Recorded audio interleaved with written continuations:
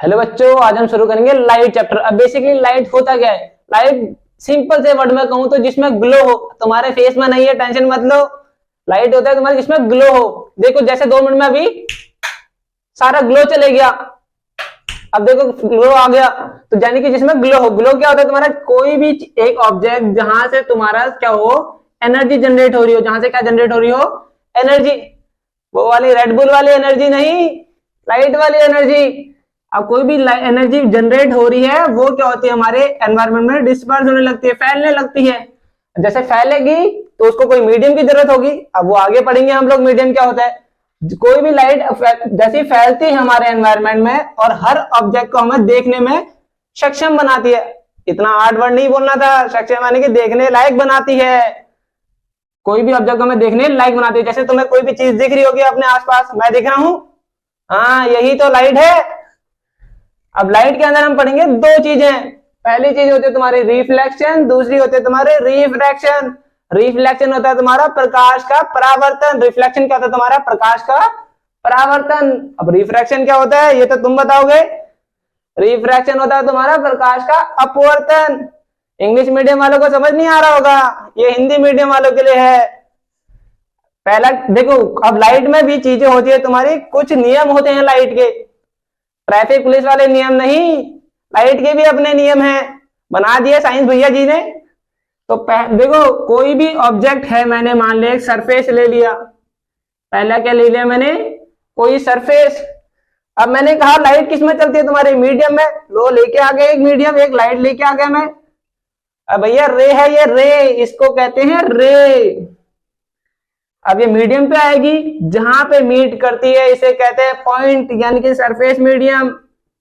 मैंने कहा एक पॉइंट में आके मिल गई। अब किसी से टकराएगी लाइट। अब लाइट टकरा के क्या हो गया? रिफ्लेक्शन। क्या हो गया? रिफ्लेक्शन। रिफ्लेक्शन हुआ है, रिफ्रैक्शन नहीं हुआ है, थोड़ा ध्यान दीजिए। रिफ्लेक्शन हो गया। अब कोई रे में जैसी रे आएगी, इसके बिल्कुल सेंटर पे बनता है एक नॉर्मल। क्या बनता है? नॉर्मल। इससे बनता है एक एंगल, उस एंगल को कहते हैं इंसिडेंट एंगल। और जैसे ही प्रकाश हमारा मुड़ गया, यानी कि इससे एक एंगल बनता है रिफ्लेक्शन। कौन सा एंगल? रिफ्लेक्शन। ये होता है तुम्हारा एंगल ऑफ रिफ्लेक्शन। यानी कि एंगल ऑफ इंसिडेंट हमेशा बराबर होता है तुम्हारे एंगल ऑफ रिफ्लेक्शन के। ये बिल्कुल ध्यान रखना।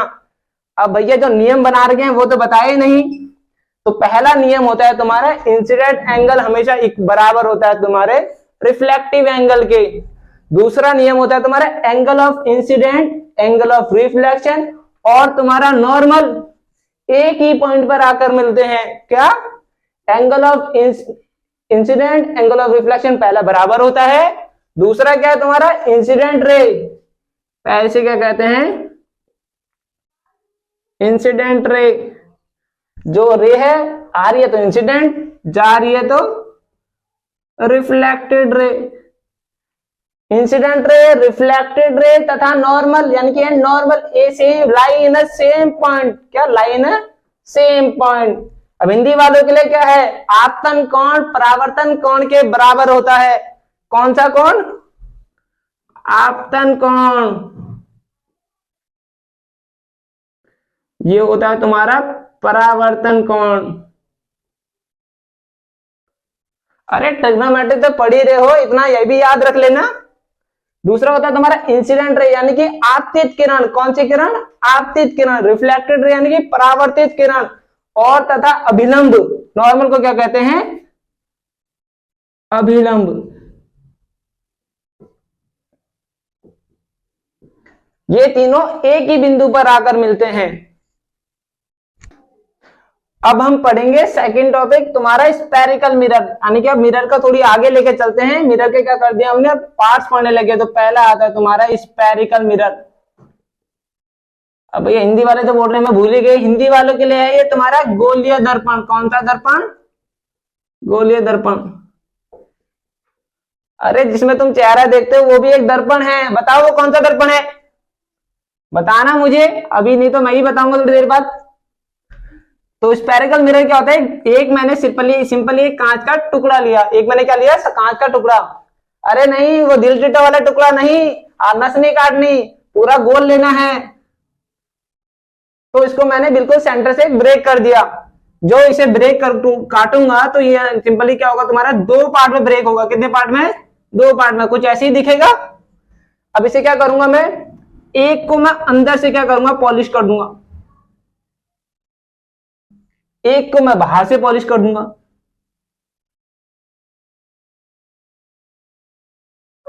जूतों में पॉलिश मत करना, मिरर में ही करना। यानी कि कोई कोटिंग कर दी हमने अंदर से, पेंट की कोटिंग कर सकते हो तुम, ठीक है। तो कोटिंग कर दिए तो ये कुछ फॉर्म में दिखेगा। पहला फॉर्म तुम्हारा ये वाला है। इस दर्पण को कहते हैं, यानी कि इस मिरर को कहते हैं कॉनकेव मिरर। कौन सा मिरर? Concave mirror. दूसरी कोटिंग इस फॉर्म में दिखी थी कुछ, इसको कहते हैं कॉन्वेक्स मिरर। इसको क्या कहते हैं? कॉन्वेक्स। कॉनकेव मिरर को कहते हैं अवतल दर्पण। कॉन्वेक्स को कहते हैं उत्तल दर्पण। देखो अब ये सबसे बड़ी बात है कि हमने इसे ब्रेक करा क्यों। आगे जाके जो तुम घर में मिरर यूज कर रहे हो, गाड़ी में जो मिरर यूज कर रहे हो, उसके बारे में पढ़ने के लिए हमने कर रखा है। अब बाल भी तो बनाना ही है तुमने।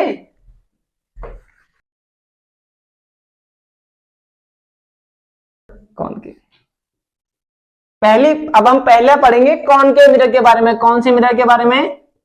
कौन के मिरर के बारे में।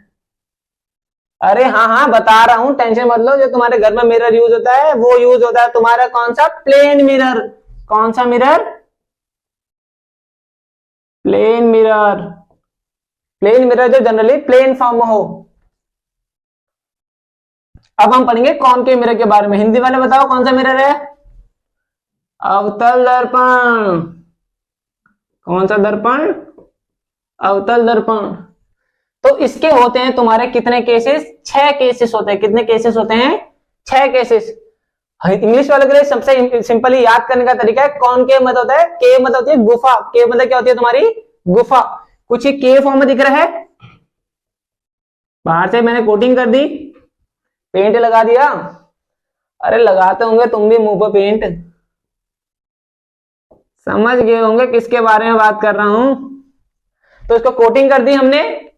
अब देखो क्या करा मैंने, इससे एक एक्सिस लेके आए। इस एक्सिस को कहते हैं प्रिंसिपल एक्सिस। इस एक्सिस को क्या कहते हैं? Principal axis. प्रिंसिपल एक्सिस में क्या करते हैं, सिंपली मैं क्या करूं, एक लाइन लेके आता हूं। यानी कि लाइन समझ रहे हो, कोई रे, जो रे आ रही होती है उसे कौन सा रे कहते हैं बताओ? हाँ, इंसिडेंट रे। पढ़ने लग गए हो। अब कहां पे मीट करेगी ये? पॉइंट पर। जैसे ही पॉइंट पे मीट करेगी तो यहां से क्या होगा तुम्हारा? रिफ्लेक्शन होगा, रिफ्रैक्शन होगा, रिफ्लेक्शन होगा। हाँ, रिफ्लेक्शन होगा। क्या होगा? रिफ्लेक्शन होगा। जब भी, अब ये जो प्रिंसिपल एक्सिस है ये किसकी तरह बिहेव करेगी तुम्हारी? एज ए नॉर्मल की तरह। दिख रहा है तुम्हें कुछ? Normal, incident ray. ये कौन सी रे है? Reflected ray. Incident ray, reflected रे। अब ये कौन सा कोण बनाएगी यहाँ पे हिंदी वालों के लिए? आपतित किरण, परावर्तित किरण। कौन कौन सा बनाएगी ये बताओ? इंसिडेंट एंगल, ये कौन सी? Reflected angle. यानी कि आपतन कोण, परावर्तन कोण। नियम नहीं भूलने हैं, चाहे ट्रैफिक के हो चाहे ये लॉ के हो, नियम हमेशा याद रखिए। यानी कि इस यहां से हमने पढ़ा कि जब भी कोई इंसिडेंट रे कभी भी पॉइंट पे मीट करती है तो सेम एंगल से रिफ्लेक्टेड के बराबर होती है। अब मैं सेम एंगल क्यों कह रहा हूं? क्योंकि हमने लॉ पढ़ रखा है, हमेशा इंसिडेंट एंगल किसके बराबर होता है तुम्हारे? एंगल ऑफ रिफ्लेक्शन के। दूसरा पॉइंट क्या है? Incident ray, reflected ray and normal line same plane. यानी कि आपतित किरण तथा परावर्तित किरण तथा अभिलंब एक ही बिंदु पर आकर मिलते हैं।